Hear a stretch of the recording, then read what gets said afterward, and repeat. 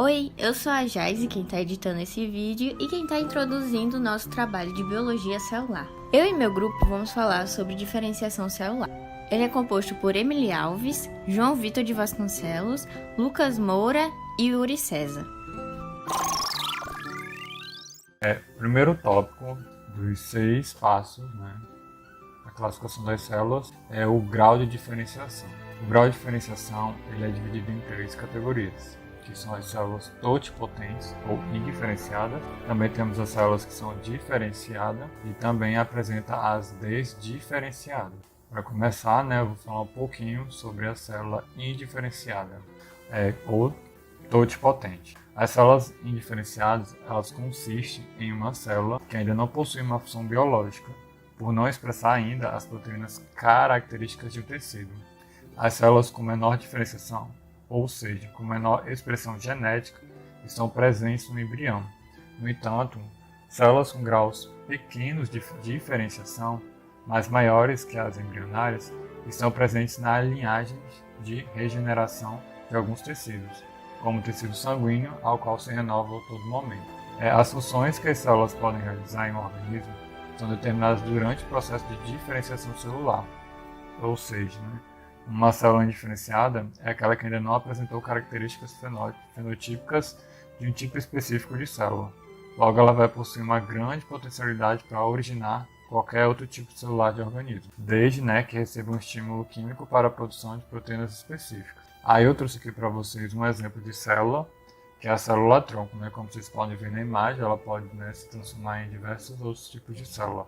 Ela vai se especializar, ela vai se diferenciar em outras células. As células indiferentes são denominadas também de células-tronco. São células precursoras que possuem a capacidade de diferenciação e autorrenovação ilimitadas, podendo dar origem a uma variedade de tipos teciduais. Além disso, as células-troncos também podem ser programadas para desenvolver funções específicas, tendo em vista que não possuem uma especialização.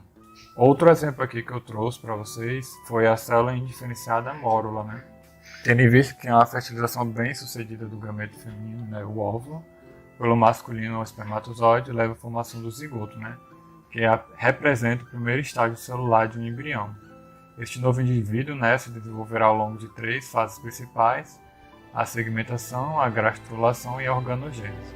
Como vocês podem ver na imagem, a segmentação ela vai se iniciar durante as primeiras 24 horas após a fecundação e é caracterizada pela transformação do zigoto em mórula e posteriormente em blástula, através do processo de clivagem que vai consistir em várias divisões celulares através da mitose, mostrando a capacidade dessa célula em se multiplicar e gerar vários outros tipos de tecido, que é o que a formação do embrião está envolvida. O terceiro tópico aqui do grau de diferenciação é a célula desdiferenciada. O que seria, no caso, a célula desdiferenciada? Esse processo de desdiferenciação celular seria, então, o oposto da diferenciação celular. Ou seja, nesse caso, uma célula já diferenciada retorna para o seu estado mais primitivo, um estado denominado como funcional, não especializado, onde a célula ainda não tem função aparente. Esse estado primitivo que a célula vai se tornar é causado pela ausência de componentes na matriz extracelular. A desdiferenciação celular é mais comum em tecidos vegetais. No entanto, há casos em animais como anelídeos, alguns artrópodes e até vertebrados como peixes. E um exemplo que eu trouxe para vocês é a lagartixa. Essa desdiferenciação celular é um importante mecanismo de regeneração de tecidos, uma vez que ao perder parte dos tecidos, algumas células próximas a locais lesionados podem se desdiferenciar, voltando ao estado de célula-tronco, e se desdiferenciam novamente, recuperando o tecido perdido. Aí no caso eu trouxe o exemplo da lagartixa, porque quando ela sente a presença de um predador, ela acaba soltando um pedaço da sua cauda para servir de isca para poder escapar. E no caso também das plantas, que é o meristema secundário dos vegetais, que ele é utilizado aí para promover o crescimento da planta em espessura. Eles são, no caso, células que vão aumentar o tamanho da planta e, no caso dos animais, eles vão aí recuperar a parte do organismo que foi perdido pelo animal. Um segundo exemplo, né, de células referentes ao grau de diferenciação é as células diferenciadas, né? Eu trouxe aqui para vocês o exemplo do neurônio e do cardiomiócito. O neurônio, né, ele é presente no nosso sistema nervoso, enquanto o cardiomiócito está aí presente no coração, nos músculos do coração, né? As células, né, no caso diferenciadas, elas são especializadas em realizar uma função específica no organismo, né? A base, né, do nosso sistema nervoso, no caso o neurônio, ele é uma célula característica, né, com a capacidade de estabelecer, né, conexões entre si ao receber estímulos do ambiente externo ou do próprio organismo. Já em relação, né, aos cardiomiócitos, elas são células especializadas, né, do nosso tecido muscular do coração e são responsáveis aí pela contração rítmica e coordenada do músculo, né? Mostrando aí que no caso das células diferenciadas, elas vão ter um papel específico dentro do nosso sistema. Falando agora sobre uma forma de diferenciação que seria o número de células, estas variam de acordo com o organismo.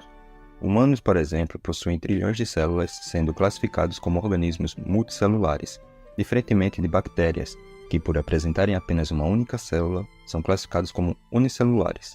Outra maneira de classificar também se dá pelo seu tamanho. Algumas células são tão pequenas que é impossível vê-las a olho nu, sendo necessário o auxílio de um microscópio para visualizá-las. Já outras células são grandes o bastante para poderem serem vistas a olho nu, como por exemplo, temos o óvulo. Vou estar falando aqui sobre a forma celular. Bom, primeiramente gostaria de destacar que o formato celular serve como uma adaptação da célula para a função na qual ela irá desempenhar no organismo. Por exemplo, nós temos as células musculares lisa e estriada esquelética. Elas possuem um formato alongado para a otimização da função da contração do músculo. Assim, podemos dividir as formas celulares em 4 tipos, são estes: esféricos, discoide, poliédrica e alongada. Passando aqui para o próximo slide, vamos falar mais especificamente sobre as células esféricas. Como as células esféricas são muito abundantes no corpo humano, não dá para especificar o porquê que ela tem esse formato esférico. Portanto, pode-se dizer que elas têm esse formato para a otimização de suas respectivas funções. Os glóbulos vermelhos, por exemplo, eles têm esse formato para maximizar a área de superfície disponível para transportar oxigênio e CO2 pelo sangue. Ele é um exemplo de célula esférica. Outros exemplos são as células tronco-embrionárias, os ovócitos e os adipócitos. Bom, agora se aprofundando mais nas células poliédricas, essas têm um formato irregular e variável para que haja maior adesão de comunicação celular. Também pode ter aumento da superfície de contato e também pode ser em prol da melhora nas funções metabólicas de armazenamento. Como exemplos de células poliédricas, trouxe aqui os neurônios, que são também um ótimo exemplo para a comunicação celular, já que eles são responsáveis pela transmissão de sinais elétricos e químicos no sistema nervoso. Ou seja, um neurônio precisa se comunicar com o outro, portanto, o seu formato tem que ser diferenciado para a melhor transmissão desses sinais elétricos. Outro exemplo de célula poliédrica são as células hepáticas, que são um bom exemplo do formato poliédrico na melhora nas funções metabólicas. Além dessa, também temos as células epiteliais, que podem ser um bom exemplo na função poliédrica, no aumento da superfície de contato da célula. Passando agora para as células discoide, podemos ver aqui que uma célula pode ter esse formato discoide em razão de ter mais flexibilidade, além desse formato prover mais eficiência no transporte. Exemplos de células discoide, nós temos as células endoteliais e as plaquetas. Bom, as plaquetas têm um formato discoide para aumentar sua área de superfície, permitindo que elas sejam mais eficazes na formação de coágulos sanguíneos. Esse formato ele também facilita sua adesão a outras plaquetas e a áreas danificadas dos vasos sanguíneos. Por isso que ajuda na coagulação, além de fazer a formação de tamponamento para parar o sangramento. Agora eu vou falar sobre as células alongadas. A maioria das células alongadas são musculares. Por quê? Porque justamente esse formato ele permite a contração muscular. E obviamente os exemplos de células alongadas serão células musculares. As células musculares lisas, elas têm a função na contração de órgãos internos, ou seja, suas células elas precisam ser alongadas justamente para que haja essa contração.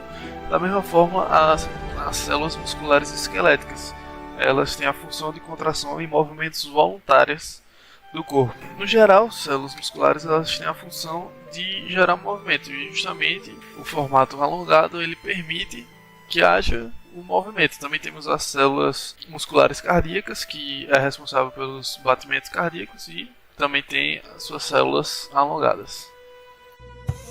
Quanto à duração, existem 3 tipos: lábeis, estáveis e perenes ou permanentes.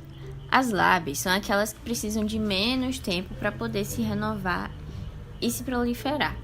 Elas estão constantemente em processo de divisão para substituir células que foram perdidas ou danificadas, como por exemplo as células da pele.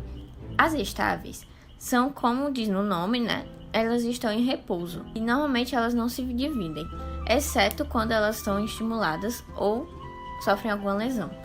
Elas possuem uma renovação mais lenta comparada com as lábeis e elas podem ser, por exemplo, as células do fígado. As perenes ou as permanentes, elas perdem a capacidade de se dividir por causa da sua alta especificidade.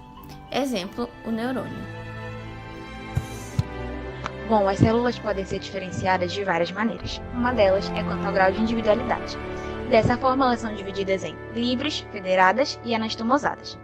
No slide seguinte, a gente tem uma tabela que foi feita de forma mais prática para a gente conseguir entender como é que funciona essa diferenciação. As células livres são aquelas totalmente isoladas umas das outras, exemplo de óvulo, espermatozoide, hemácias, leucócitos, etc. E logo abaixo, como exemplo, tem a imagem do espermatozoide chegando ao óvulo, todas isoladas, separadas umas das outras. As células federadas são aquelas que vivem juntas, porém, em relação à nutrição, elas são independentes, ou seja, não precisam uma da outra. Um exemplo de células epiteliais, hepatócitos, etc. Uma observação das células federadas é que elas podem apresentar uma cobertura de glicoproteína, chamada glicocálise, que funciona como uma superfície aderente, capaz de reter substâncias que devem ser capturadas pela célula. E o outro tipo é a célula anastomosada, que são aquelas que se unem por pontes citoplasmáticas, exemplo de células, exemplo de neurônios e células vegetais. E no caso das células vegetais, existe uma observação. Os prolongamentos citoplasmáticos dessas células são chamados plasmodermo e, por sua vez, ligam o conteúdo protoplasmático de células contíguas através de pontuações. Essa foi a nossa apresentação. Muito obrigada por assistir.